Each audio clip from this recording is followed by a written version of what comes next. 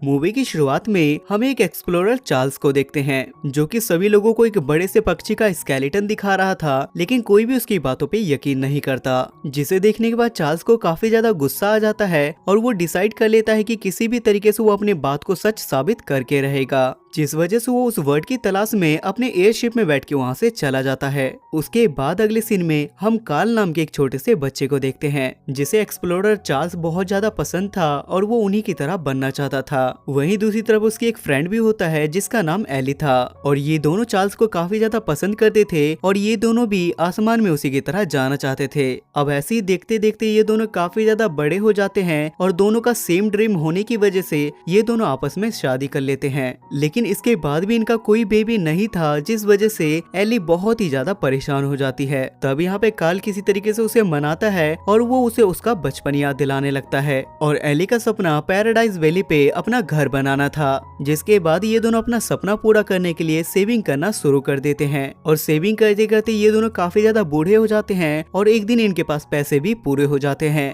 तब ये लोग फाइनली अपना सपना पूरा करने ही वाले थे, लेकिन तभी वहाँ पे एली बीमार पड़ जाती है। तब एली कार्ल से एक प्रॉमिस करवाती है कि तुम मेरे सपने को तुम पूरा करोगे। जिसके बाद एली की डेथ हो जाती है और कार्ल बहुत ही ज्यादा परेशान रहने लगता है। उसके बाद एक दिन कार्ल के घर के आसपास कंस्ट्रक्शन का काम चल रहा था और कुछ वर्कर कार्ल के घर पे आके उससे कहते हैं कि हमें अपने काम के लिए आपके घर को गिराना होगा, लेकिन इसके लिए कार्ल साफ मना कर देते हैं। लेकिन इसके बाद भी जब उन वर्कर में से एक वर्कर नहीं मानता तो मजबूरन कार्ल को उन पे अटैक करना पड़ता है, जिस वजह से ये मुद्दा कोर्ट में पहुंच जाता है और कार्ल को ओल्ड एज होम रूम में रहने के लिए कहा जाता है। और कोर्ट में कार्ल को ये भी बोला जाता है कि तुम लास्ट टाइम अपने घर पे जा सकते हो जहाँ से तुम्हें अपनी जरूरत का सारा सामान लाना होगा। जिसके बाद कार्ल भी अपने घर पे आके अपना सारा सामान पैक कर लेता है और ओल्ड एज होम रूम से भी दो आदमी उसे लेने के लिए आते हैं। तब कार्ल उन दोनों से कहता है कि मुझे 2 मिनट के लिए अपने घर के अंदर जाना है और अंदर जाते के साथ ही वो बहुत सारे बैलून की मदद से अपने पूरे घर को अपने साथ उड़ा के ले जाने लगता है। और ये सारा प्लान कार्ल ने तब बनाया था जब वो अपने सामान की पैकिंग कर रहा था। उसके थोड़ी देर बाद कार्ल नोटिस करता है कि उसके घर के साथ साथ एक छोटा सा बच्चा भी आ गया है। तब वो बच्चा कार्ल को अपना नाम रसेल बताता है और वो कहता है कि मैं एक एक्सप्लोरर हूँ और मैं आपके घर पे सिग्नेचर के लिए आया था, लेकिन वो बच्चा गलती से नीचे न गिर जाए, जिस वजह से कार्ल उस बच्चे को अपने घर के अंदर ले आता है। लेकिन थोड़ी देर बाद वहाँ पे बहुत तेज तूफान आ जाती है और उस तूफान के अंदर कार्ल वहाँ पे बेहोश हो जाता है। थोड़ी देर के बाद वो बच्चा जब उसे उठाता है और वो घर से बाहर निकलता है तो उसे पता चलता है कि वो पैराडाइज वैली के बिल्कुल सामने खड़ा है, जिसे देखने के बाद वो बहुत ही ज्यादा खुश हो जाता है और वो डिसाइड करता है कि वो अपने वाइफ का सपना पूरा करेगा। उसके बाद रसेल भी उनके साथ जाने का डिसाइड करता है और जब ये लोग जंगल में वहाँ से आगे बढ़ते हैं तो इन्हें वही वर्ड मिलता है जिसका हमने मूवी के स्टार्टिंग सीन में स्केलेटन देखा था और इसी वर्ड के स्केलेटन के बारे में एक्सप्लोरर चार्ल्स स्टार्टिंग सीन में बात कर रहा था। उसके बाद ये लोग उसे भी अपने साथ ले लेते हैं और कुछ दूर आगे चलने पे इन्हें डेक नाम का एक डॉग मिलता है और तो और उसके गले में एक बैंड भी लगा हुआ था जिसकी मदद से वो इंसानों की तरह बात कर सकता था। लेकिन यहाँ पे कार्ल उसे भी अपने साथ ले जाने से साफ मना कर देता है। जिसके बाद हम 3 और डॉग को देखते हैं और उन सब के गले में भी सेम वैसा ही बैंड लगा हुआ था। लेकिन ये सब कुछ देखने के बाद कार्ल अभी भी काफी ज्यादा परेशान था, जिस वजह से वो अपनी स्टिक में से एक बॉल निकाल के आगे फेंकता है और जब वो लोग उस बॉल को लाने के लिए जाते हैं तो कार्ल रसेल के साथ मिलके वहाँ से आगे बढ़ जाता है। लेकिन आगे जाने पे जब ये लोग पहाड़ के पास पहुँचते हैं तो वो दोनों इन दोनों से पहले ही वहाँ पे पहुँचे हुए थे, जिस वजह से इन सबको एक साथ मिलके वहाँ पे रात बितानी पड़ती है। अगली सुबह होने के बाद थोड़ी देर के लिए डेक वहाँ से चला जाता है और 3 डॉग उसको ढूंढने के लिए वहाँ पे पहुँच जाते हैं। उन तीनों डॉग्स का लीडर चार्ल्स था जो कि यहाँ पे उसी वर्ड के रिसर्च के लिए आया हुआ था। और जब कार्ल चार्ल्स को देखता है तो ये देखने के बाद वो बहुत ही ज्यादा खुश हो जाता है क्योंकि वो उसका बचपन से ही बहुत बड़ा वाला फैन था। जिसके बाद चार्ल्स उसे भी अपने शिप पे ले जाता है जहाँ पे उसकी शिप का नाम स्पिरिट्स ऑफ द एडवेंचर था। लेकिन वहाँ कार्ल नोटिस करता है कि चार्ल्स ने पहले से ही बहुत सारे जानवरों के स्केलेटन को इकट्ठा कर रखा है, जिस वजह से कार्ल पूछे जाने के बाद भी चार्ल्स को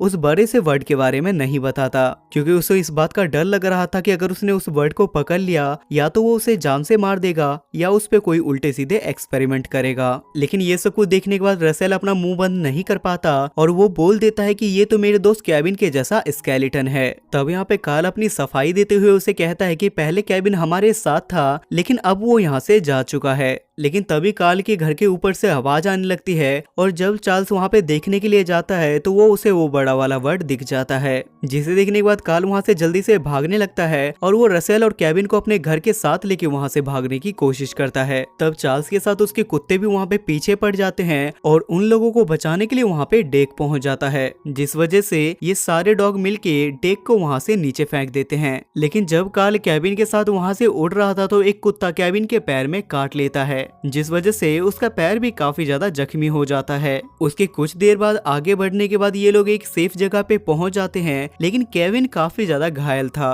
तब कार्ल यहाँ पे रसेल के साथ मिलके उस बड़े से बर्ड को उसकी फैमिली के पास पहुंचाने के लिए जाते हैं। लेकिन रास्ते में आगे बढ़ते समय चार्ल्स अपनी चाल चलता है और वो एक ट्रैप की मदद से केविन को पकड़ के अपने साथ ले जाने लगता है। और जब कार्ल केविन को छुड़ाने के लिए उसके पास जाने लगता है तो चार्ल्स इस मौके का फायदा उठा के केविन के घर में आग लगा देता है, जिस वजह से कार्ल यहाँ पे केविन को छोड़ के सबसे पहले अपने घर की आग बुझाने के लिए भागता है। और अपने प्लान के हिसाब से चार्ल्स उस वर्ड को लेके अपने शिप से वहाँ से निकल जाता है। यहाँ पे कार्ल ने किसी तरीके से अपने घर की आग बुझा तो ली थी, लेकिन वो रसेल पे बहुत ही ज्यादा गुस्सा करने लगता है और वो उसे भगाते हुए ये भी कहता है कि ये सारी मुसीबत तुम्हारी वजह से शुरू हुई है। अब कार्ल के घर के काफी ज्यादा बैलून फट जाने की वजह से उसका घर उड़ने का नाम नहीं ले रहा था, जिस वजह से वो अपने घर के सारे फर्नीचर को बाहर निकाल के फेंक देता है और उसके घर को हल्का हो जाने की वजह से उसका घर आराम से उड़ने लगता है। कुछ दूर आगे जाने के बाद कार्ल एक जगह पे रेस्ट करता है और वो अपनी वाइफ की फोटोज को देखने लगता है। थोड़ी देर के बाद उसे अपने घर के बाहर से एक आवाज सुनाई देती है और जब वो चेक करने के लिए जाता है तो उसे पता चलता है कि रसेल कुछ अपने बैलून्स की मदद से केविन को बचाने के लिए जा रहा है, जिस वजह से कार्ल भी अपने घर को हल्का कर लेता है और वो भी रसेल के पीछे चला जाता है। अब यहाँ पे किसी तरीके से रसेल चार्ल्स की शिप के पास पहुँच गया था, लेकिन चार्ल्स उसे भी पकड़ लेता है और वो उसे रस्सी में बांध के वहाँ से नीचे फेंक देता है। लेकिन सही वक्त पे वहाँ पे कार्ल आ जाता है जो कि रसेल को बचा लेता है और वो डेक के साथ केविन को बचाने के लिए निकल जाता है। वहाँ पहुँचने के बाद कार्ल देखता है कि जिस पिंजरे में केविन को बांधा गया है उसके बाहर बाहर वही सारे डॉग्स पहरा दे रहे हैं। लेकिन कार्ल यहाँ पे किसी तरीके से उन कुत्तों का ध्यान भटका के केविन को वहाँ से बाहर निकाल लेता है। तब वहाँ पे दूसरी तरफ रसेल भी पहुँच जाता है जो कि उन सभी कुत्तों को आपस में लड़वा देता है। लेकिन जब चार्ल्स को इन सब चीजों के बारे में पता चलता है तो वो उस घर में बंधी हुई रस्सी को काट देता है और वो वहाँ पे फायरिंग करना शुरू कर देता है, जिस वजह से वो घर हवा में उड़ने लगता है और वो कार्ल से काफी ज्यादा दूर हो जाता है। ये देखने के बाद कार्ल को काफी ज्यादा बुरा लगता है क्योंकि उस घर की मदद से वो अपनी वाइफ का सपना पूरा करने के लिए आया था।